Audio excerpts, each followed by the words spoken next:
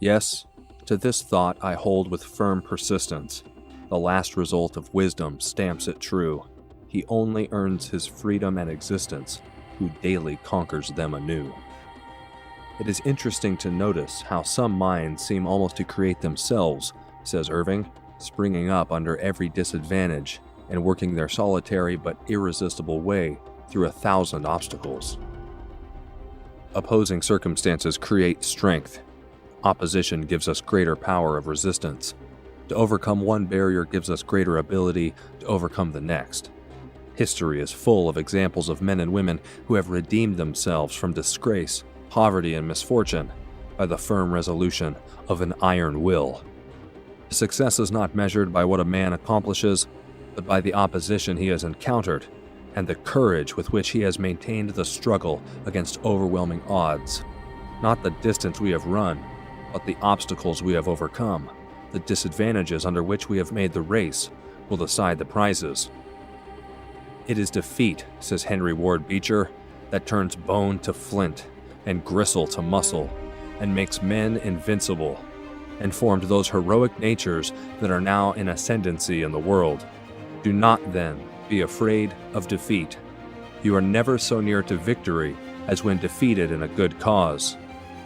Every condition, be it what it may, says Channing, has hardships, hazards, pains. We try to escape them. We pine for a sheltered lot, for a smooth path, for cheering friends and unbroken success. But Providence ordains storms, disasters, hostilities, sufferings, and the great question whether we shall live to any purpose or not, whether we shall grow strong in mind and heart, or be weak and pitiable, depends on nothing so much as on our use of the adverse circumstances. Outward evils are designed to school our passions and to rouse our faculties and virtues into interior action. Sometimes they seem to create new powers. Difficulty is the element, and resistance the true work of man. Self-culture never goes on so fast as when embarrassed circumstances, the opposition of men or the elements, unexpected changes of the times, or other forms of suffering, instead of disheartening, throw us on our inward resources, turn us for strength to God, clear up to us the great purpose of life, and inspires calm resolution. No greatness or goodness is worth much unless tried in these fires.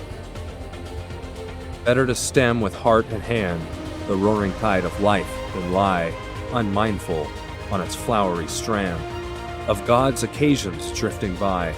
Better with naked nerve to bear the needles of this goading air, than in the lap of sensual ease forego the godlike power to do, the godlike aim to know. Whittier.